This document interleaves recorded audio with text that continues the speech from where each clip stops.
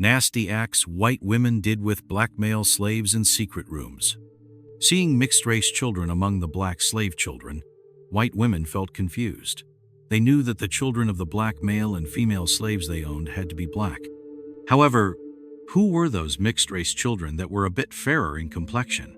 That's when they came to know about the sexual relationships their white husbands had engaged in with black female slaves. Using threat and fear, their white husbands would use black women slaves as properties they could do anything with. Yet they did not know that their white wives were thinking of doing the same to punish their husbands. Because white women owned slaves, mostly of whom were black men, they thought about something drastic. So what horrific and disturbing acts would white women engage in that embarrass white men to this day? Let's know about that in this video. The Black History Archives. Interestingly, you would find few accounts detailing white women in slavery. That's because this has been intentionally done to avoid the embarrassment that haunts white men to this day. White women actively participated in the slave economy, rather than merely observing from the sidelines. They were involved in buying, selling, and owning slaves, with around 40% of slave owners being white women. The more slaves a woman owned, the more influence and authority she wielded. Therefore, parents often passed down more slaves than land to their daughters, linking slave ownership closely with the identity of white Southern women. That's because after marriage, land would go to their husbands, but slaves were often kept by the women. Before the Civil War, American white women faced considerable restrictions on their freedoms. Denied the right to vote, they were effectively absorbed into their husband's authority upon marriage, essentially becoming their husband's property. Their mobility and freedom were severely restricted, often using abuse as a means of control. Despite enduring mistreatment and infidelity, women were expected to maintain a cheerful, obedient, and loyal demeanor. For white women, slavery offered a sense of power and autonomy. Many actively participated in the slave trade, owning multiple slaves to maintain their social standing. Legal battles were fought to retain ownership of slaves, with many white women prevailing in court due to the belief that slavery equated to freedom. While historians previously downplayed the role of white women in slavery, recent research has provided a more detailed understanding. Accounts collected through initiatives like the Federal Writers Project shed light on the lived experiences of black individuals. These narratives revealed that white girls were indoctrinated from an early age in the practices of controlling and owning enslaved people. This deeply ingrained mindset perpetuated the cycle of slavery across successive generations. In the Antebellum South, many young women learned about societal norms and life from their close family members, including female relatives like cousins, friends, mothers, and grandmothers. They understood that upon acquiring property, it would typically transfer to their husbands upon marriage, unless they took proactive steps to retain control. Thus, these young girls were taught the importance of safeguarding their wealth, regardless of their future husband's capabilities. As white women reached maturity and became eligible to own slaves, their elevated social status granted them significant authority over these individuals. This enabled them to exert control over the lives of those they owned, sometimes resorting to verbal or physical exploitation. Southern households aimed to simulate the hierarchical structure of slave society, desiring to acquire more servants at reduced costs. Growing up during this era, white girls witnessed their parents exerting control over their black slaves and learned to mimic their behavior. They were taught to adopt a strategic and calculated approach, fully understanding the consequences of their actions. Accounts from historical sources, like They Were Her Property, vividly depict life during that time.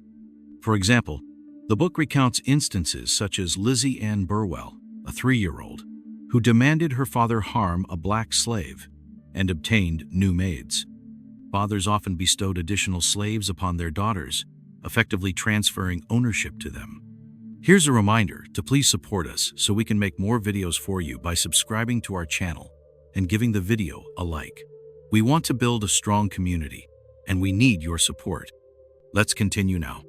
Legally, married women were not recognized as property owners due to the coverture doctrine, which merged the legal identity of married couples under the husband's authority. However, despite women's limited legal and political standing, they employed various strategies to assert control over property, including prenuptial agreements that occurred before marriages and legal instruments like deeds of trust and gifts. In Louisiana, women could establish separate marital estates if their husbands displayed improved financial management. In essence, the antebellum South operated under two concurrent systems, a patriarchal structure and a framework granting white women legal and financial influence.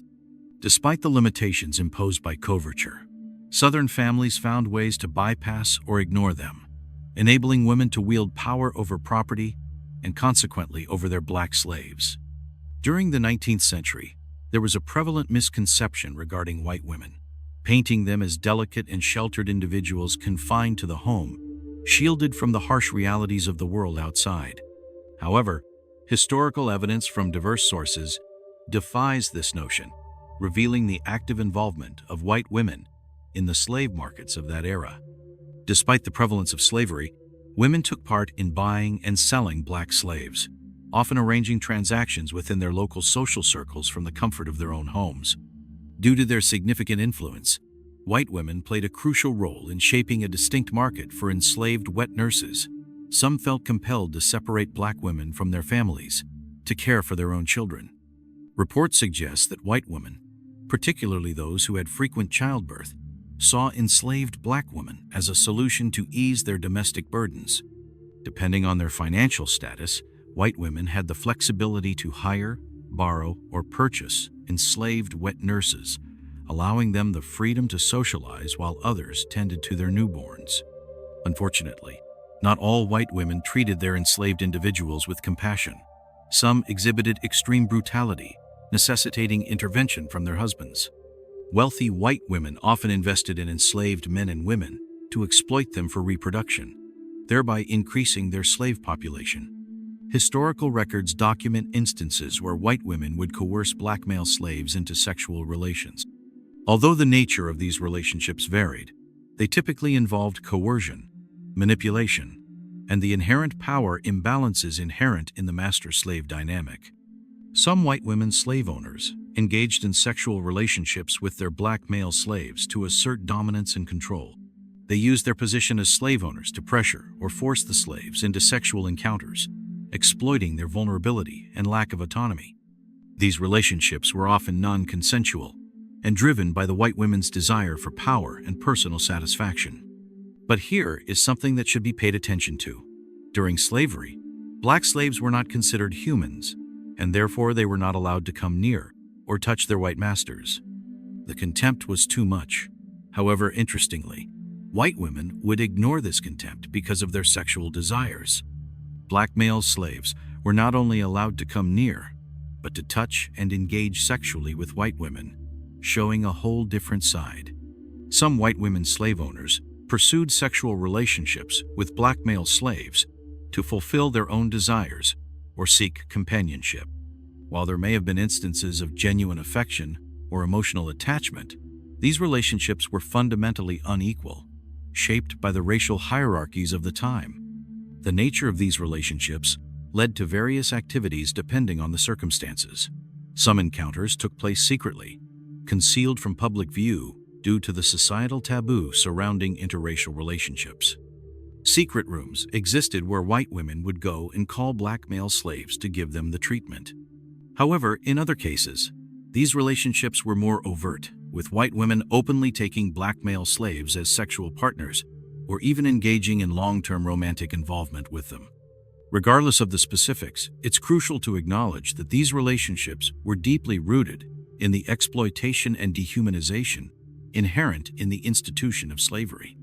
They exemplify the broader system of oppression that allowed white slave owners to dominate the bodies and lives of black individuals, perpetuating a legacy of trauma and injustice that continues to impact society today.